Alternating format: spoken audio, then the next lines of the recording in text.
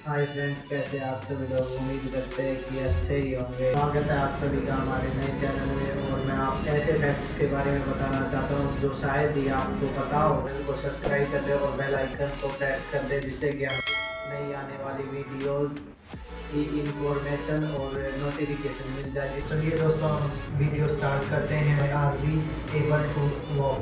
हम चल क्यों पाते हैं? यह बात साधारण सी बात है। इसको छोटे से छोटे इंटरव्यू में या फिर बड़े से बड़े लेवल के इंटरव्यू में भी पूछा जा सकता है, तो इसके लिए आपको जानकारी होनी जरूरी है। जिनको इसका नहीं पता उनको मैं बता दूं कि जब हम चलते हैं तो हमारा एक पैर हवा में होता है, दूसरे पैर से हम जमीन को पीछे की ओर धकेलते हैं।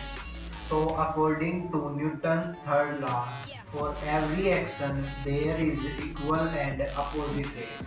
तो जब हम जमीन पर फोर्स लगाते हैं पीछे की ओर, तो जमीन भी हमारे ऊपर फोर्स लगाती है, वो भी आगे की ओर। इसी कारण से हम चल पाते हैं। तो चलिए अब चलते हैं अगले फैक्ट की ओर। This fact is about cat science. जब हम किसी बिल्ली को ऊंचाई से गिराते हैं, चाहे वह ऊंचाई कितनी भी हो, और हम उस बिल्ली को कैसे भी करके उल्टा या सीधा कैसे भी करके गिराए, वह बिल्ली हमेशा अपने पैरों के बल ही नीचे गिरेगी। मतलब कि जब वह गिरेगी तो उसके पैर सबसे पहले जमीन को टच करेंगे। यह law of conservation of angular momentum के कारण होता है। तो क्या आपको इस बात का पता था? तो चलिए अब हम आपको तीसरे फैक्ट की ओर लेकर चलते हैं। क्या आपको पता है कि आप जहाँ बैठे हैं और मैं जहाँ बैठा हूँ, हम दोनों एक दूसरे को अट्रैक्ट कर रहे हैं? कैसे? तो आपके मन में सबसे पहले यही ख्याल आएगा कि ऐसा नहीं हो सकता, और फिर आपका मन यह भी सोचेगा कि यह कैसे होता है अगर हो भी तो इसके बाद आप यही सोचेंगे कि यह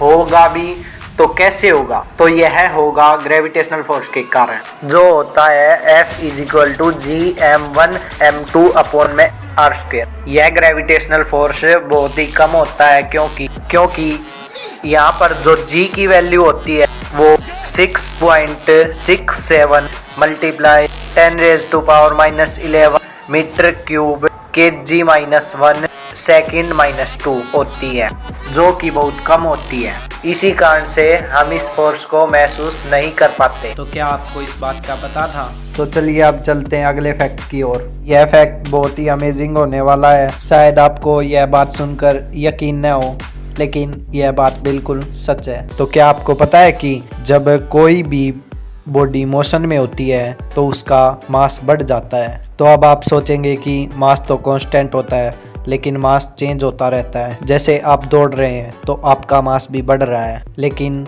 वह बढ़ता है तो भी ना के बराबर होता है, बहुत ही कम बढ़ता है, इसलिए आपको पता नहीं लगता, लेकिन मास चेंज होता है। मास इस फॉर्मूले के अनुसार चेंज होता है। m is equal to m0 upon √1 v²/c²। यहाँ c होती है velocity of light, m0 mass at rest, v velocity of body. तो अब आपको पता लग गया, आपको मास बढ़ाने के लिए speed of velocity speed of light के कंपैरिजन में भागना होगा, और ऐसा असंभव है, इसलिए हमें पता नहीं लगता कि हमारा मास बढ़ता है। तो कैसा लगा हमारा ये फैक्ट, कमेंट करके ज़रूर बताएं। तो अब मैं आपको एक क्वेश्चन देता हूँ, जिसका जवाब कमेंट में बताएं। What's insides the depth of sea? समुद्र की गहराई में क्या है? यह क्वेश्चन आपके सामने, इसका जवाब कमेंट करके ज़रूर बताएं। Subscribe my channel for more interesting videos and press bell icon for new updates.